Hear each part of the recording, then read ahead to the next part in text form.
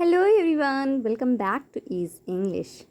In today's video, we will learn lot of new and interesting daily use short English sentences which are very useful in our day-to-day life.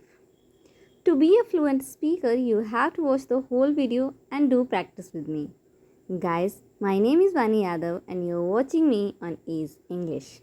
Before going to start the video, I request you all, if you are new in the channel, then do subscribe to the channel. And if you are already a subscriber, then hit the like button and share the video as much as possible. So without further ado, let's begin. First sentence. मेरे आसपास कोई नहीं है. English में बोलेंगे there is no one here beside me. There is no one here beside me. For example, आपने अपनी friend को कॉल किया, उससे बात कर रहे थे, तभी आपकी फ्रेंड ने कहा कि यार एक बात बतानी है, पहले ये बताओ तुम्हारे आसपास तो कोई नहीं है. आपने कहा नहीं, मेरे आसपास कोई नहीं है. ये बात इंग्लिश में अगर कहनी है तो आप कहिए there is no one here beside me. Next sentence. मैंने तुमसे बाहर रहने के लिए कहा था. इंग्लिश में बोलेंगे I told you to stay outside. I told you to stay outside. For example, आप घर में मॉपिंग कर रहे हो, पोछा लगा रहे हो घर पे, और भाई आता है तो आप उसको बोल देते हो ना कि बाहर ही रहो, जब तक ये सूखे नहीं तब तक अंदर मत आना. ये मोस्टली लोगों के घर में होता है. तो अगर आपको ये कहना है और हो सकता है वो आप ना ध्यान दो और वो अंदर आ जाए, तब आप जैसे उसको देखते हो कहते हो ना कि मैंने तुमसे कहा था बाहर रहने के लिए. तो अगर ये कहना है कि मैंने तुमसे बाहर रहने के लिए कहा था, इंग्लिश में कहिए I told you to stay outside. Next sentence. मैं बाहर हूँ. इंग्लिश में बोलेंगे I am outside. I am outside. For example, आपके फ्रेंड ने आपको कॉल किया और बोला यार मैं तेरे घर आ रहा हूँ, क्या कर रहा है. तो आपने कहा कि यार इस समय तो मैं बाहर हूँ, मैं घर पे नहीं मिलूँगा. तो अगर ये कहना है मैं बाहर हूँ, आप कहिए I am outside. Next sentence. लेकिन हमारे पास क्या विकल्प है. इंग्लिश में कहेंगे but what choice do we have. But what choice do we have. For example, आपके रिलेटिव में किसी के यहाँ कोई मैरिज है, इनविटेशन आया है, बच्चों ने कहा कि मम्मा मेरा तो जाने का मन नहीं है, हम तो बिल्कुल नहीं जाएंगे. तो मम्मी ने कहा कि मेरा भी जाने का मन नहीं है, लेकिन हमारे पास क्या विकल्प है, मतलब मैं तो कुछ कर नहीं सकती, मुझे जाना ही पड़ेगा, मन तो मेरा भी नहीं है. तो अगर ऐसी बात मम्मा को इंग्लिश में कहनी है कि लेकिन हमारे पास क्या विकल्प है, उन्हें कहना चाहिए I also don't want to go but what choice do we have. Next sentence. क्या शानदार बिस्तर है. इंग्लिश में कहेंगे what a lovely bed. What a lovely bed. For example, आप लोग घूमने जाते हो किसी टूरिस्ट प्लेस पे और वहाँ पे एक होटल रूम बुक करते हो. जब वहाँ पे जाते हो तो देखते हो कि आपको जो बेड है वो बहुत कंफर्टेबल मिलता है. आप जब लेटते हो तो कहते हो वाह क्या शानदार बिस्तर है.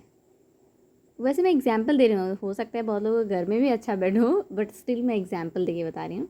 तो अगर आपको ये कहना है वाह क्या शानदार बिस्तर है, आप कहिए वाह what a lovely bed. Next sentence. क्या ये तुम हो भाई. इंग्लिश में कहेंगे is that you bro. Is that you bro. For example, आप नाइट में उठे, आपको अंधेरे की वजह से कुछ दिख नहीं रहा है, आपको बाहर से कुछ आवाज़ आती है, तो आप आवाज़ देते हो कि भाई तुम हो क्या वहाँ पे. मतलब आपको ऐसा फील होता है कि भाई है, तो आप पूछ लेते हो क्या तुम हो भाई, क्या तुम हो वहाँ.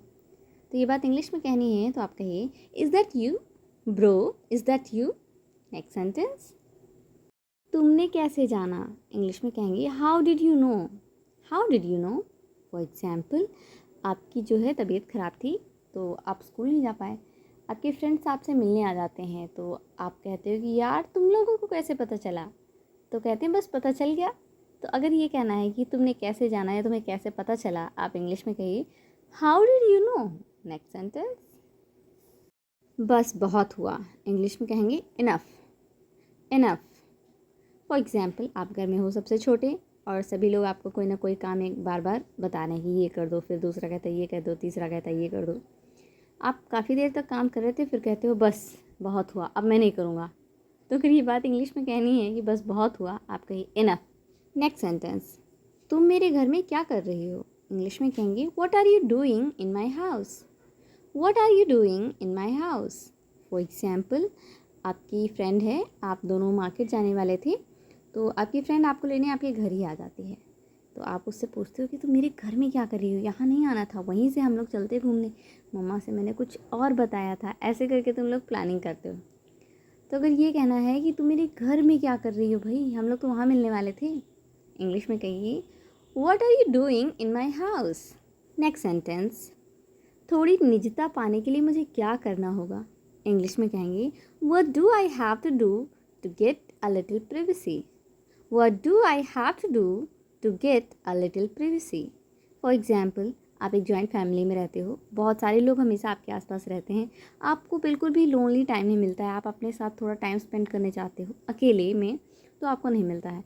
एक दिन आप फ्रस्ट्रेट होकर पूछ ही लेते हो कि भाई मुझे थोड़ा अकेलापन चाहिए, उसको पाने के लिए मुझे क्या करना होगा। ये बात इंग्लिश में पूछना चाहो तो आप कहिए what do I have to do to get a little privacy. What do I have to do to get a little privacy. Alright guys, that's all for today. I hope आपने video को पूरा देखा होगा, video आपको बहुत interesting लगा होगा और कई सारे नए नए सेंटेंसेस आपने सीखे भी होंगे। वीडियो अच्छा लगा है तो प्लीज़ वीडियो को लाइक करें, ज़्यादा से ज़्यादा शेयर करें अपने फ्रेंड्स और फैमिली के साथ। और हाँ, चैनल पे पहली बार विजिट कर रहे हैं तो प्लीज़ चैनल को सब्सक्राइब करना बिल्कुल भी ना भूलें। मिलते हैं हमारे नेक्स्ट वीडियो में। Till then, bye bye.